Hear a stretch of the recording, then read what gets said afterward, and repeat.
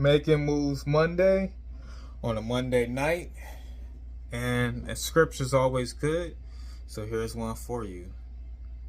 Praise the Lord. Blessed is the man who fears the Lord, who delights greatly in his commandments. His descendants will be mighty on earth.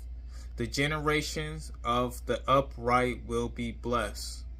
Wealth and riches will be in his house, and his righteousness endures forever. This is Psalms chapter 112, verses 1 to 3. And my topic on tonight is generational wealth through sports. So you probably have heard about this or seen it somewhere in your timeline. People talking about Shedeur Sanders, which is Deion Sanders' son, who was drafted in the 5th round of the NFL draft, and he was actually projected to be a first round draft pick, possibly anywhere from number 1 to possibly 15, but he was actually drafted in the 5th round, and by him being drafted in the 5th round, this will definitely have a huge effect on the generational wealth that his family would be actually able to actually build. One of the things, if you watch Deion Sanders or knew anything about him, he was a Hall of Fame cornerback that played in the NFL for many years.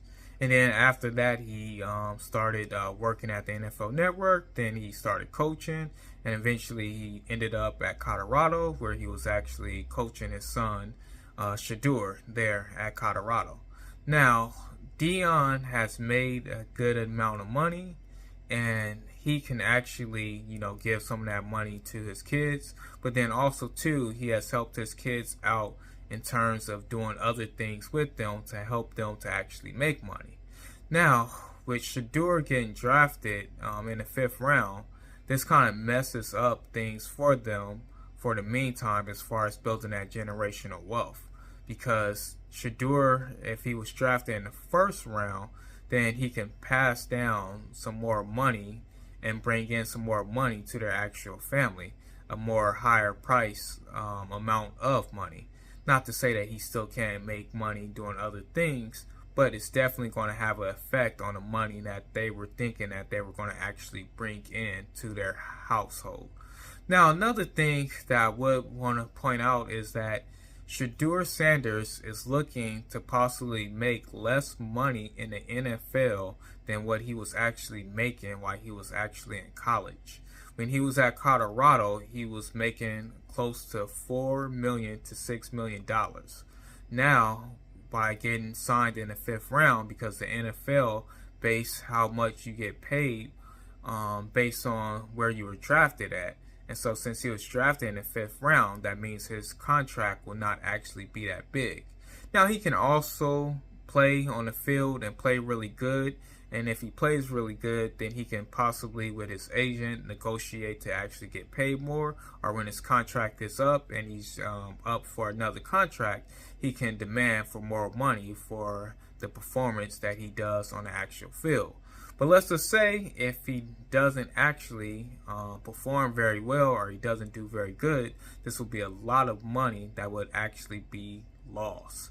And so this is why this whole thing is really so big, is because his family and him lost out on a lot of money.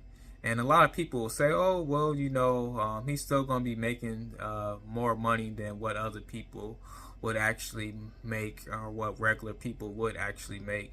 But this is why a lot of people have issues as far as not being able to pass down generational wealth to their families, is because when they are qualified and they actually fit what a company would need in terms of being able to be that person to lift them up to a higher standard, then they don't actually get what they actually deserve. And this is another example of that. And even though he will get some type of money and he will make some money, it's not going to be money where he can actually help to do more things in his actual family. People will often complain about people not being happy with what they're actually getting or what they're actually making. But when you look at it in terms of with the owners and the people who own the actual teams, when they are able to pass down these teams to their family members and pass down that wealth to them, it keeps it in their family, and it keeps their family making money to pass down from generation to generation. So this is why him not making that money that he should have actually made is actually vital important, and is something that will hopefully not affect his family too much, but will have an effect on them. Now, another player that needs to be talked about is Nico Umar-Alava. For some of you who haven't heard of him, he was the former quarterback at Tennessee. He has recently jumped into the transfer portal to what people are reporting to go to UCLA.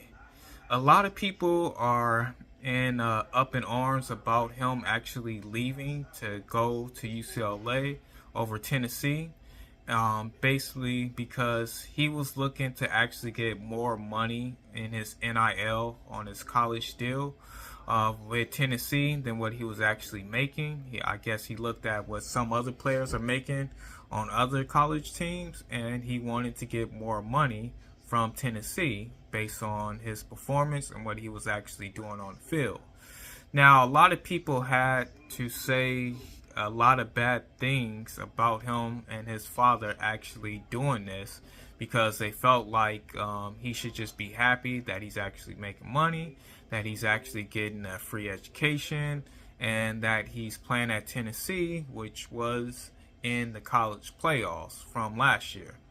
But as I was talking about the NFL and how certain players, even though they are actually good and are worthy to be first round picks, sometimes don't always get drafted in the first round. Sometimes they don't get drafted in the third round. And for Shedeur Sanders' case, they may actually get drafted in the fifth round, even if they have shown on the film that they are a first round talent. Now, I say all that to say that for years now, the NCAA and colleges have made a whole lot of money off of athletes and for all the seats that they fill with their talents and their gifts that they actually use at the college level. And now that players are able to actually get paid money, and now they have the opportunity to transfer and leave their actual college that they're actually at, the same way that coaches used to coach for a few years and then decide that, hey, I'm going to pack up and I'm going to leave. College players have the same opportunity to do so. So I say all that to say that I think Nico and his family, even though, some may disagree with him basically saying, hey, this is how much money I want to get paid, and he's basically waiting for a team to actually meet that payment. I don't know if UCLA met what he actually wanted to get paid as far as being a quarterback and what he was looking to make on his NIL deal, but I know that he is actually signing with them. And I won't actually be the one to say that they're actually doing anything wrong by doing this, because it will actually help their actual family out.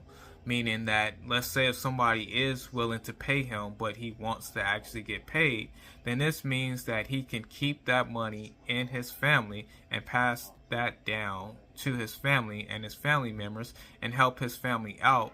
And he can start the process of beginning to actually build generational wealth for his family.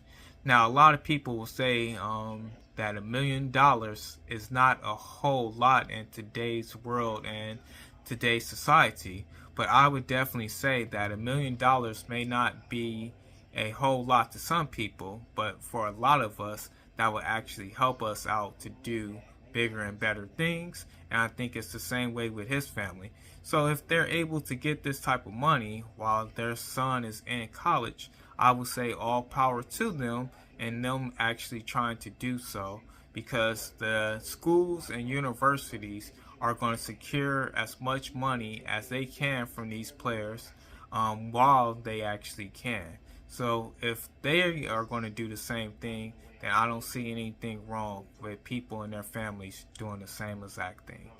Now, another guy that some people haven't been really talking about that much, but he's definitely another example of generational wealth being kind of lost a little bit, is Quinn Ewers. He was the quarterback for the Texas Longhorns, and he decided to come out of college early because I think, for one, maybe he was feeling some pressure, knowing that Archie Manning, who is Eli's and Peyton Manning's nephew. He is his backup, and I think he was feeling the pressure of the fan base wanting to start Arch possibly over him. So he decided to come out, and he thought that he would go up higher in the NFL draft.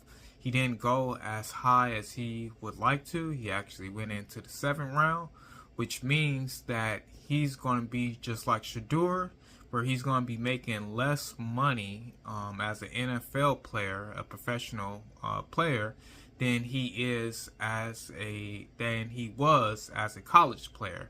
And so this is something that definitely is going to affect him and his family, and the generational wealth that he would have been able to pass down to his family had he stayed in college and made some more money off his NIL deals, or if he would have even transferred and maybe possibly went to another team and could have made more money off of his NIL deals.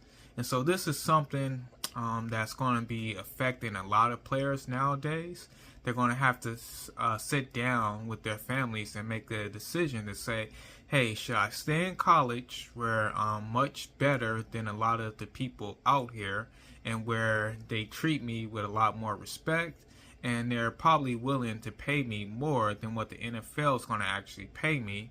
Or do I go after my dream to actually play in the NFL where I've always dreamed about playing at, but if I actually get there, they're going to draft me wherever they feel suitable for me to actually get drafted, and this will actually mess up my money.